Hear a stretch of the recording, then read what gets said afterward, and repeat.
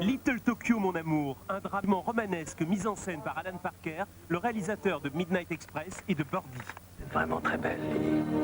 En filigrane, un épisode méconnu de l'histoire américaine, les camps de concentration pour Japonais ouverts après l'attaque de Pearl Harbor.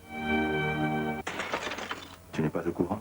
Les Japs ont bombardé Pearl Harbor. Lily. Nous sommes américains. On a cessé d'être américains depuis qu'ils nous ont mis derrière des barbelés. Mon épouse est une amie de naissance, mon capitaine. Et vous êtes contre les camps. Vous appelez ça un camp? Vous nous avez entassés dans une prison au soleil. Bienvenue au paradis, mercredi 17 à 21h. On vit pas pour soi quand on fait un album, on vit pour la musique et tout ça. C'est comme une histoire d'amour, c'est passionnel. C'est aux USA que Vanessa a enregistré son dernier CD. Elle raconte tout à Michel Denisot. Est-ce que vous vivez quelques-uns des plus beaux moments de votre vie? Je crois bien, ouais. Elle a choisi Lenny Kravitz, influent 60s et Fripp 70s pour une môme des années 80. J'ai jamais eu autant d'acharnement que pour cet album en tout cas. Vanessa, l'album samedi 20 à 22h05.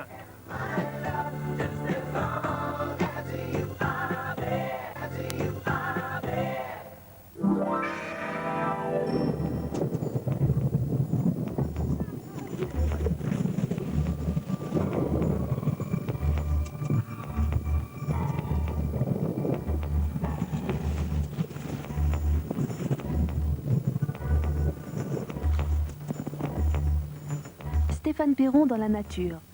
Force, beauté, cruauté de la vie dans tous ses états.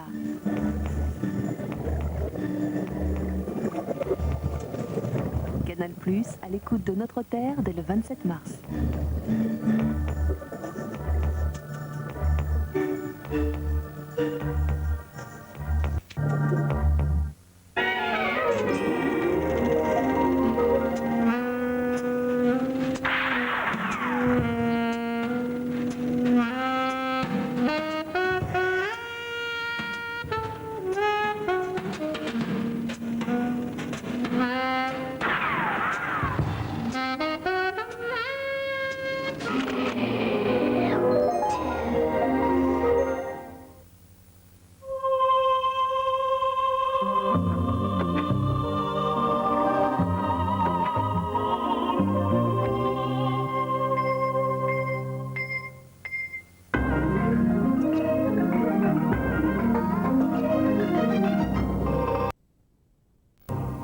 Bonjour, la tempête du siècle aux États-Unis. Toute la côte Est est paralysée par le blizzard. L'état d'urgence a été décrété dans 12 États.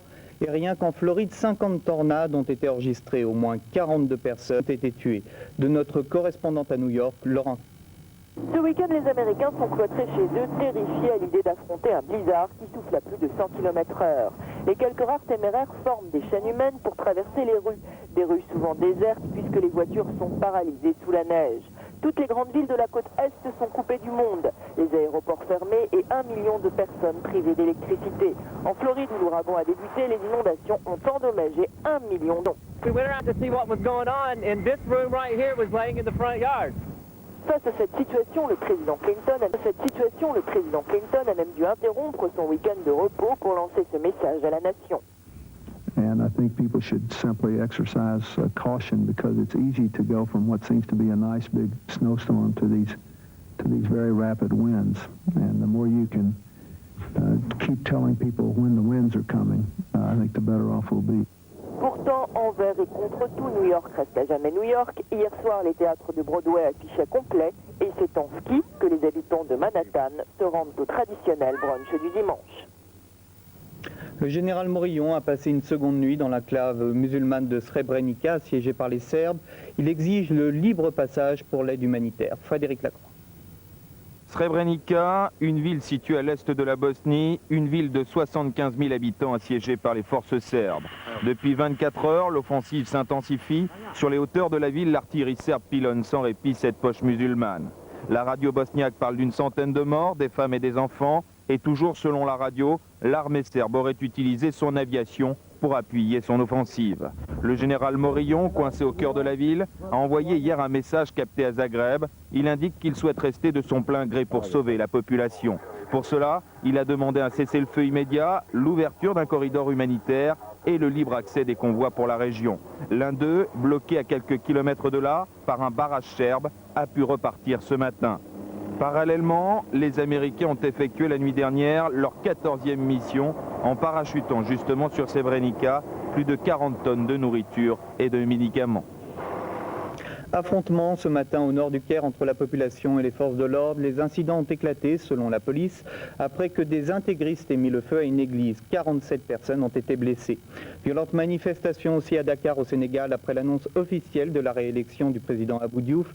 Des centaines de jeunes ont attaqué des gendarmes à coups de pierre et érigé des barricades. L'austérité au programme en Allemagne, le chancelier Helmut Kohl et les chefs de gouvernement régionaux ont conclu un pacte pour redresser l'ex-RDA. Un compromis qui scelle l'unité allemande d'austérité afin de débloquer 189 milliards de francs en 1995 pour les communes de l'Est.